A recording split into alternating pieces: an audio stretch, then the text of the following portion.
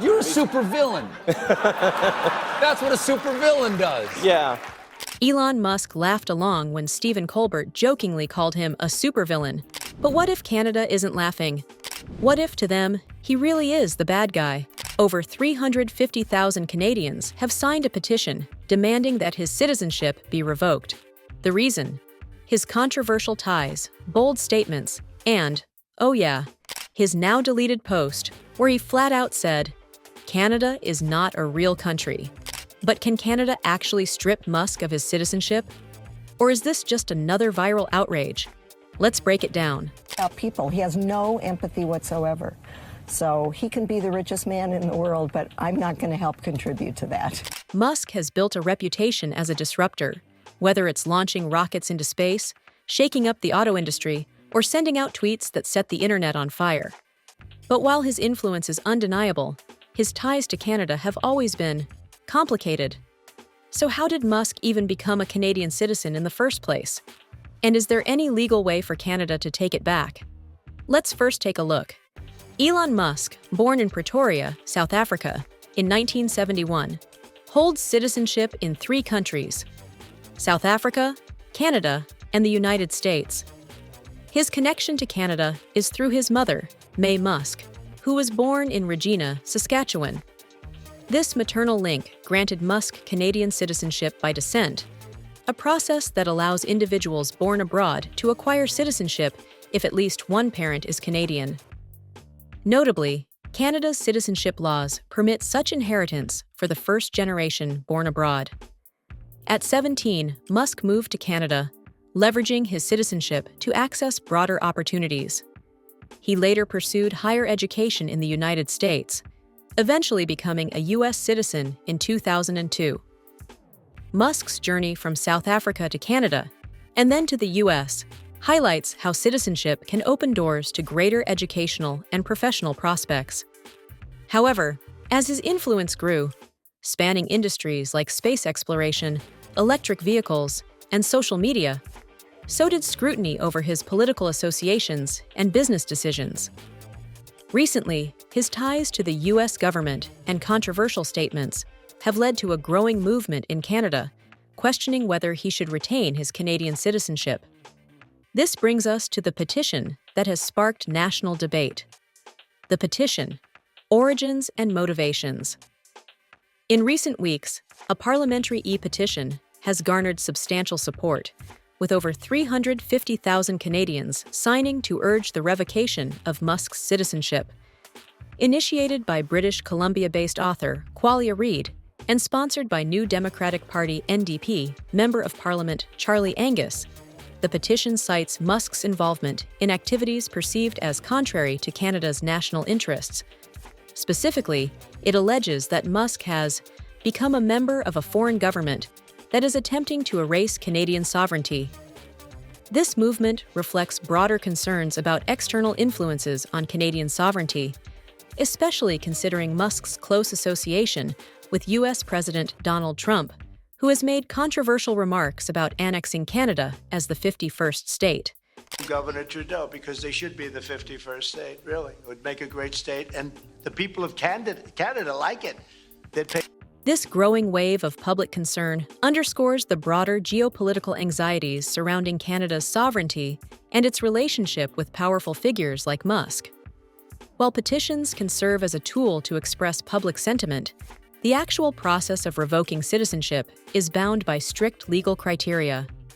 Legal grounds for revoking Canadian citizenship. Canada doesn't just hand out citizenship and take it back on a whim. The process of revoking citizenship is serious, rare, and bound by strict legal rules. So, what does it actually take for someone to lose their Canadian citizenship? Let's break it down. 1. Fraud or misrepresentation. The most prevalent basis for revoking Canadian citizenship is when it has been obtained through fraudulent means or by providing false information during the application process. This ensures that all citizens have acquired their status legitimately. For instance, if an individual conceals a criminal record or provides false details about their residency status during the application, their citizenship can be revoked upon discovery of the deception.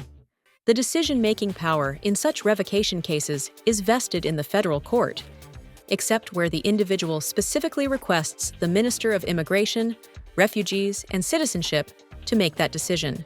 2. Criminal activities. Once upon a time, not too long ago, Canada had a law that could strip citizenship from people convicted of serious crimes like terrorism, treason, or espionage. Sounds like something out of a spy thriller, right?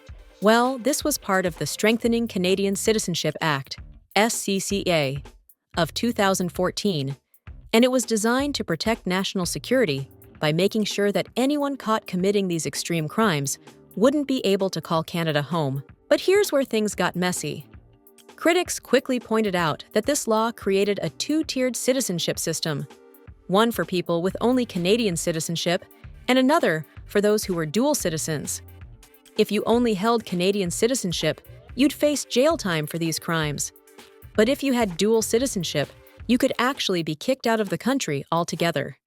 Many argued this was unfair and went against the idea that all Canadian citizens should be treated equally, regardless of where they were born. Fast forward to 2017, and the law was repealed. Canada decided that citizenship should only be revoked in cases of fraud or misrepresentation, not for criminal activity, no matter how severe.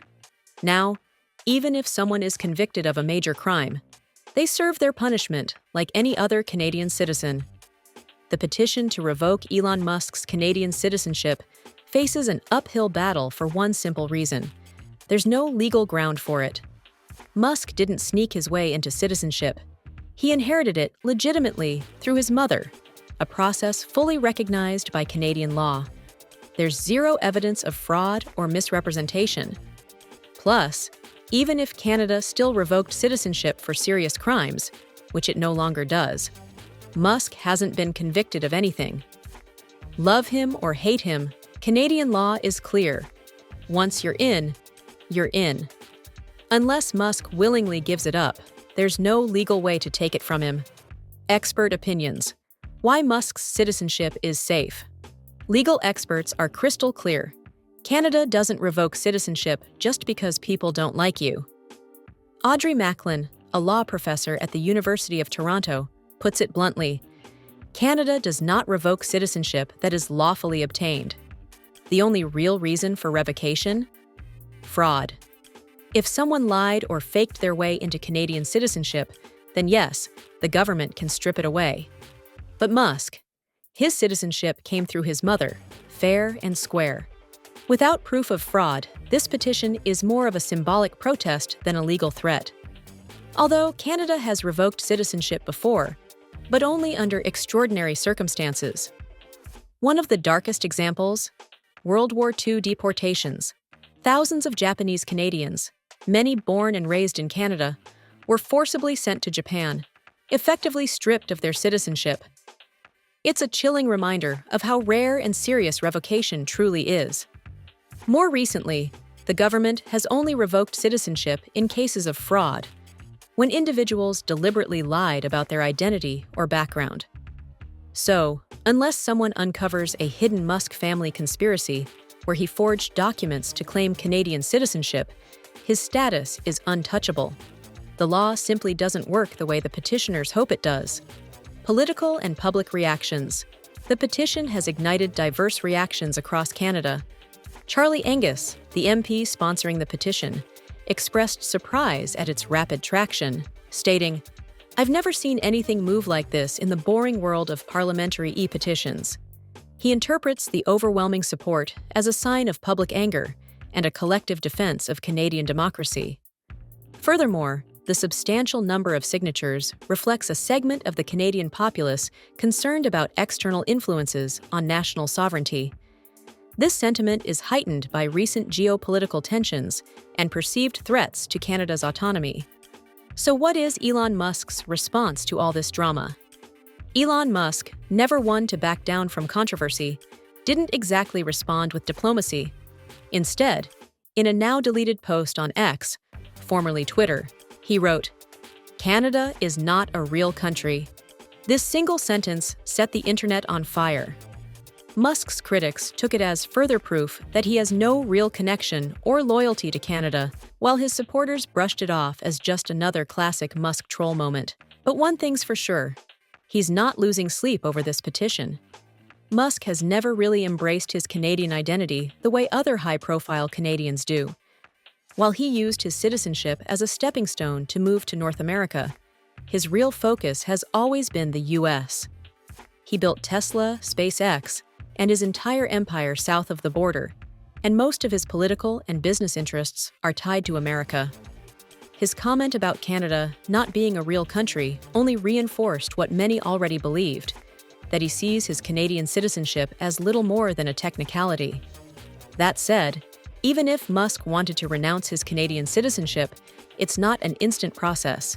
He would have to formally apply, prove that he has another nationality, and go through a legal review. So for now, whether he likes it or not, Musk is still Canadian. While the petition to revoke Elon Musk's Canadian citizenship underscores public concerns about national sovereignty and external influences, the legal grounds for such an action are stringent. Canada's framework for citizenship revocation is primarily reserved for cases involving fraud or misrepresentation during the acquisition process. Given that Musk obtained his citizenship legitimately by descent through his Canadian-born mother, and in the absence of any fraudulent activity or relevant criminal convictions, it is unlikely that the petition will result in revocation. This situation highlights the balance between public sentiment and legal frameworks, emphasizing the importance of adhering to established laws and procedures when considering actions as consequential as revoking citizenship.